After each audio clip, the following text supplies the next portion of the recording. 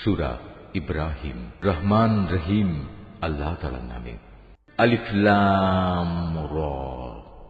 এ কোরআন এমন এক গ্রন্থ যা আমি তোমার উপর নাজিল করেছি, যাতে করে তুমি এর দ্বারা মানুষদের তাদের মালিকের আদেশক্রমে জাহেলিয়াতের অন্ধকার থেকে ঈমানের আলোতে বের করে আনতে পারো, তার পথে যিনি মহাপরাক্রমশালী ও যাবতীয় প্রশংসা পাবার যোগ্য। সে আল্লাহর পথে যার জন্য আকাশমণ্ডলী ও জমিনে যা কিছু আছে সব কিছু নিবেদিত। যারা এ সত্ত্বেও আল্লাহকে অস্বীকার করে তাদের জন্য কঠিন শাস্তি রয়েছে।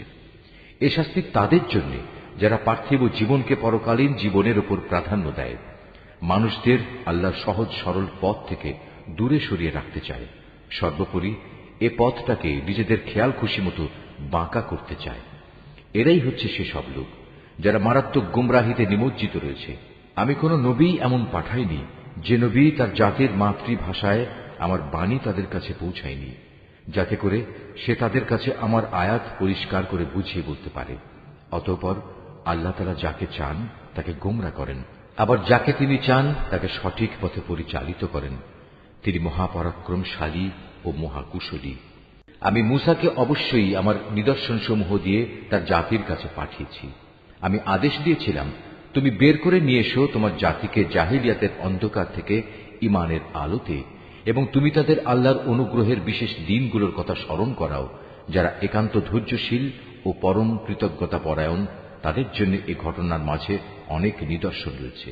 মূসা যখন তার জাতিকে বলেছিল, তোমরা তোমাদের উপর আল্লাহ তাআলার নিয়ামত সমূহের কথা স্মরণ করো, বিশেষ করে যখন তিনি তোমাদের ফেরাউনের সম্প্রদায় থেকে মুক্তি দিলেন, যারা তোমাদের কঠোর শাস্তি দিত, তোমাদের ছেলেদের হত্যা করত, তোমাদের মেয়েদের জীবিত রাখত, তোমাদের মালিকের পক্ষ থেকে তোমাদের জন্য এত বড় ধরনের একটি পরীক্ষা নিহিত ছিল। স্মরণ করো যখন তোমাদের মালিক ঘোষণা দিলেন, যদি তোমরা আমার অনুগ্রহের শুকর আদায় করো তাহলে আমি অবশ্যই তোমাদের জন্য এই অনুগ্রহ আরো বাড়িয়ে দেব, আর যদি তোমরা একে অস্বীকার করো তাহলে জেনে রেখো আমার আযাব বড়ই কঠিন। মূসা তার জাতিকে আরো বলেছিল, তোমরা এবং পৃথিবীর অন্য সব মানুষ একত্রেও যদি আল্লাহর নিয়ামত অস্বীকার করো তাতে আল্লাহর কিছুই ক্ষতি হবে না, কেননা আল্লাহ তাআলা হচ্ছেন যাবতীয় অভাব অভিযোগ থেকে মুক্ত, প্রশংসার দাবিদার। তোমাদের কাছে কি তোমাদের আগেকার লোকদের সংবাদ এসে পৌঁছয়নি? নূহের, আদ, সামুদ সম্প্রদায়ের ও তাদের পরবর্তী জাতিসমূহের, যাদের বিবরণ আল্লাহ তাআলা ছাড়া আর কেউই জানে না। সবার কাছেই তাদের নবীরা আমার আয়াতসমূহ নিয়ে এসেছিল। অতঃপর তারা তাদের নিজেদের হাত তাদের মুখে রেখে কথা বলতে তাদের বাধা দিত এবং বলত, যা কিছু পয়গাম নিয়ে তুমি আমাদের কাছে প্রেরিত হয়েছ তা আমরা স্পষ্টত অস্বীকার করি। তাছাড়া যে দিনের দিকে তুমি আমাদের ডাকছ সে বিষয়েও আমরা সন্দেহে নিমজ্জিত আছি। তাদের রসুলরা তাদের বলল, তোমাদের কি আল্লাহ তাআলা সম্পর্কে কোনো সন্দেহ রয়েছে, যিনি আসমান সমূহ ও জমিনের সৃষ্টিকর্তা? তিনি তোমাদের তার নিজের দিকে ডাকছেন যেন তিনি তোমাদের গুনাহসমূহ মাফ করে দিতে পারেন এবং একটি নির্দিষ্ট সময় পর্যন্ত তোমাদের অবকাশ দিয়ে সংশোধনের সুযোগ দিতে পারেন। এ কথার পর তারা বলল, তোমরা তো হচ্ছ আমাদের মতোই কতিপয় মানুষ। আমাদের বাপ দাদারা যাদের ইবাদত করত, তোমরা কি তা থেকে আমাদের বিরত রাখতে চাও? তাহলে তোমাদের দাবির পক্ষে আমাদের কাছে কোনো সুস্পষ্ট দলিল প্রমাণ নিয়ে এসো।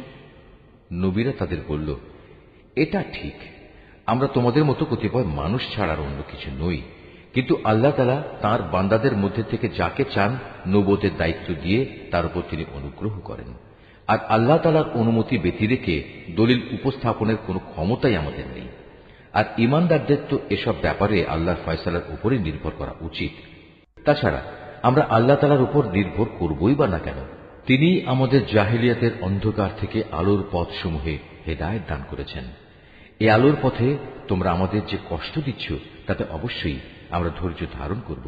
সর্বশেষে কারো উপর নির্ভর করতে হলে সবার আল্লাহর উপরে নির্ভর করা উচিত।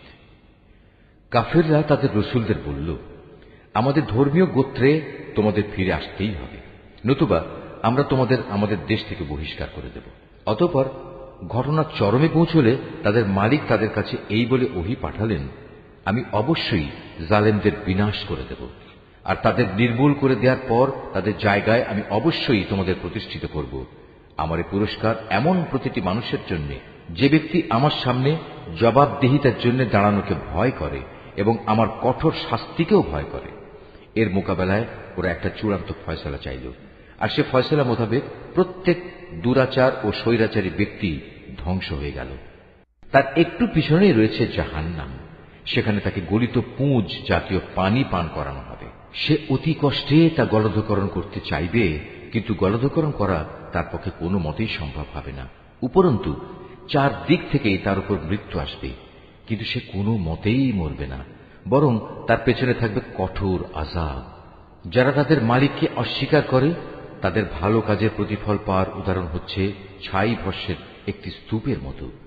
ঝড়ের দিন প্রচন্ড বাতাস এসে যা উড়িয়ে নিয়ে যায়। এভাবে ভালো কাজের দ্বারা যা কিছু এরা অর্জন করেছে তার দ্বারা তারা কিছুই করতে সক্ষম হবে না। আর এটাই হচ্ছে এক মারাত্মক গুমরাহী।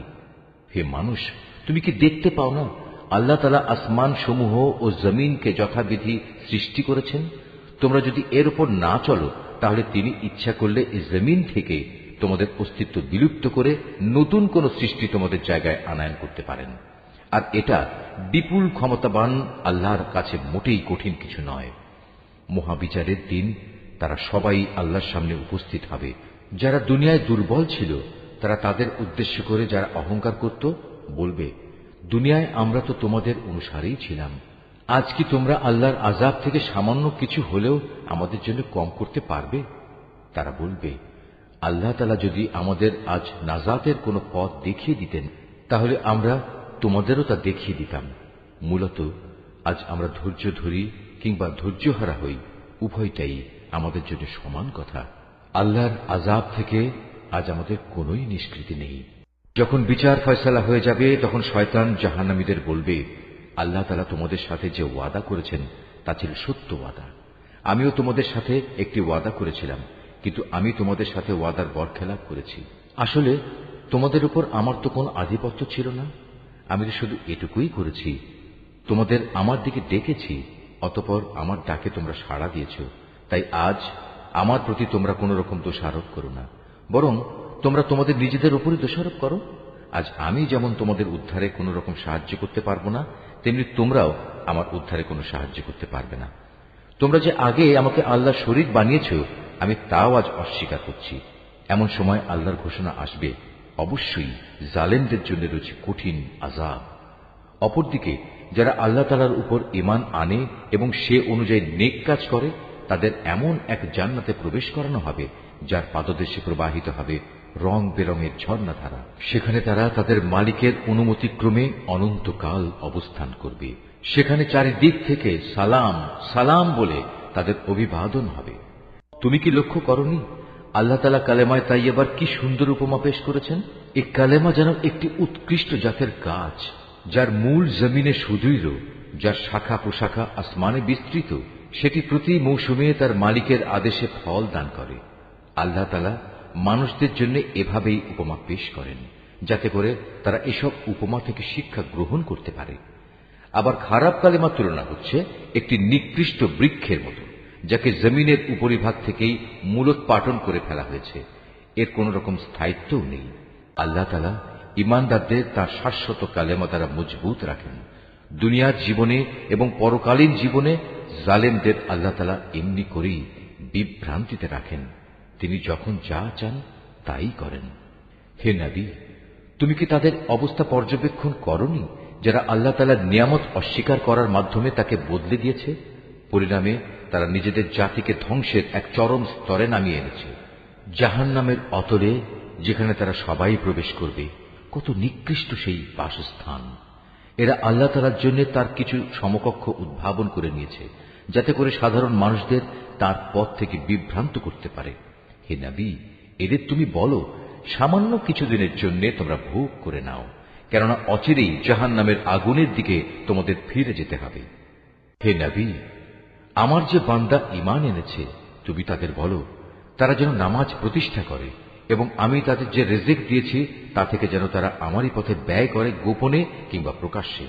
কিয়ামতের সে দিনটি আসার আগে, যেদিন মুক্তির জন্য কোন রকম সম্পদের বেচাকেনা চলবে না, না এর জন্য কারো কোন রকমের বন্ধুত্ব কাজে লাগবে। তিনিই মহান আল্লাহ তাআলা, যিনি আসমান সমূহ ও জমিন সৃষ্টি করেছেন এবং আসমান থেকে পানি বর্ষণ করেছেন, তা দিয়ে আবার জমিন থেকে তোমাদের জীবিকার জন্য নানা প্রকারের ফলমূল উৎপাদন করেছেন। তিনি যাবতীয় জলযানকে তোমাদের অধীন করেছেন, যেন তাঁরই ইচ্ছা অনুযায়ী তা সমুদ্রে বিচরণ করে বেড়ায়, এবং এ কাজের জন্য তিনি নদী নালাকেও তোমাদের অধীন করে দিয়েছেন। তিনি চন্দ্র সূর্যকেও তোমাদের অধীন করে দিয়েছেন। এর উভয়টা একই নিয়মের অধীনে চলে আসছে। আবার তোমাদের সুবিধার জন্য রাত দিনকেও তিনি তোমাদের অধীন করেছেন। তোমরা তাঁর কাছ থেকে প্রয়োজনে যত কিছুই চেয়েছ, তার সবই তিনি তোমাদের সামনে এনে হাজির করেছেন। এবং তোমরা যদি সত্যি সত্যি তার সব নিয়ামত গণনা করতে চাও, তাহলে কখনোই তা গণনা করে শেষ করতে পারবে না। মানুষ আসলেই অতিমাত্রায় সীমা লঙ্ঘনকারী ও নিয়ামতের প্রতি অকৃতজ্ঞ বটে। স্মরণ করো, যখন ইব্রাহিম আল্লাহর কাছে দোয়া করল, হে মালিক, এ মক্কা শহরকে শান্তি ও নিরাপত্তার শহরে পরিণত করো, এবং আমাকে ও আমার সন্তান সন্ততিদের মূর্তি পূজা করা থেকে দূরে রেখো। হে আমার মালিক, নিঃসন্দেহে এ মূর্তিগুলো বহু মানুষকে গোমরা করেছে। অতঃপর যে আমার আনুগত্য করবে সে আমার দলভুক্ত হবে, আর যে ব্যক্তি আমার নাফরমানি করবে তার দায়িত্ব তোমার উপর নয়। নিশ্চয়ই তুমি ক্ষমাশীল ও পরম দয়ালু। হে আমাদের মালিক, আমি আমার কিছু সন্তানকে তোমার পবিত্র ঘরের কাছে একটি অনুর্বর উপত্যকায় এনে আবাদ করলাম, যাতে করে হে আমাদের মালিক এরা নামাজ প্রতিষ্ঠা করতে পারে। তুমি তোমার দয়ায় এমন ব্যবস্থা করো যেন মানুষদের অন্তর এদের দিকে অনুরাগী হয়। তুমি ফলমূল দিয়ে তাদের রিজিকের ব্যবস্থা করো, যাতে ওরা তোমার নিয়ামতের শুকর আদায় করতে পারে। হে আমাদের মালিক, আমরা যা কিছু গোপন করি এবং যা কিছু প্রকাশ করি, নিশ্চয়ই তুমি তা সব জানো। আসমান সমূহে কিংবা জমিনের যেখানে যা কিছু ঘটে, এর কোনোটাই আল্লাহর কাছে গোপন থাকে না।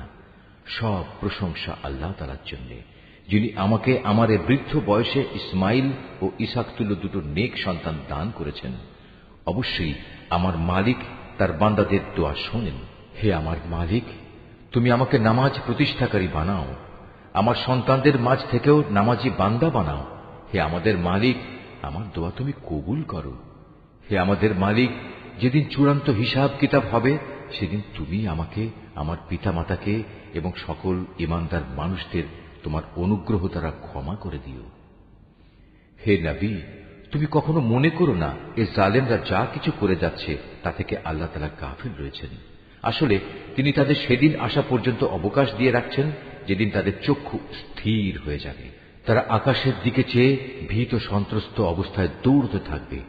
তাদের নিজেদের প্রতি নিজেদের কোনো দৃষ্টি থাকবে না, ভয়ে তাদের অন্তর বিকল হয়ে যাবে। হে নবী, তুমি মানুষদের একটি ভয়াবহ দিনের আযাব আসা থেকে সাবধান করে দাও। এমন দিন সত্যি যখন এসে হাজির হবে, তখন এ জালিম লোকেরা বলবে, হে আমাদের মালিক, আমাদের তুমি কিছুটা সময়ের জন্য অবকাশ দাও, এবার আমরা তোমার ডাকে সাড়া দেব এবং আমরা তোমার রসুলদের অনুসরণ করব। জবাবে বলা হবে, তোমরা কি সেসব লোক যারা ইতিপূর্বে শপথ করে নিজেদের মধ্যে বলাবলি করতে, তোমাদের এই জীবনের কোনোই ক্ষয় নেই, অথচ তোমরা তাদের পরিত্যক্ত বাসভূমিতেই বাস করতে, যারা তোমাদের আগে নিজেদের উপর নিজেরা জুলুম করেছিল, এবং এ কারণে আমি তাদের প্রতি কি এ ধরনের আচরণ করেছিলাম তাও তোমাদের কাছে সুস্পষ্ট ছিল। তোমাদের জন্য আমি তাদের দৃষ্টান্ত উপস্থাপন করেছিলাম।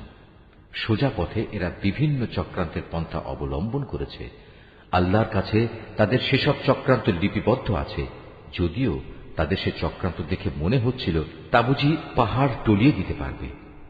হে নবী, তুমি কখনো আল্লাহ তাআলাকে তার নবীদের দেয়া প্রতিশ্রুতি ভঙ্গকারী মনে করো না।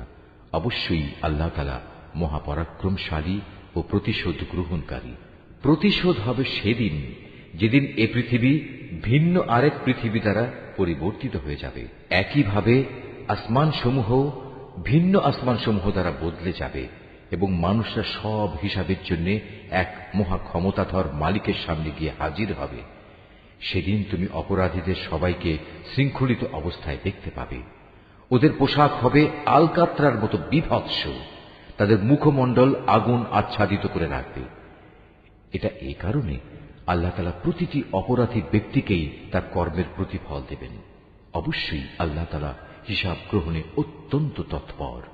এ কোরআন হচ্ছে মানুষের জন্য এক মহা পয়গাম, যাতে করে এই গ্রন্থ দিয়ে পরকালীন আযাবের ব্যাপারে তাদের সতর্ক করে দেয়া যায়, তারা যেন এর মাধ্যমে এও জানতে পারে তিনি একমাত্র মাবুদ। সর্বোপরি বোধ শক্তি সম্পন্ন ব্যক্তিরা যাতে করে এর দ্বারা উপদেশ গ্রহণ করতে পারে।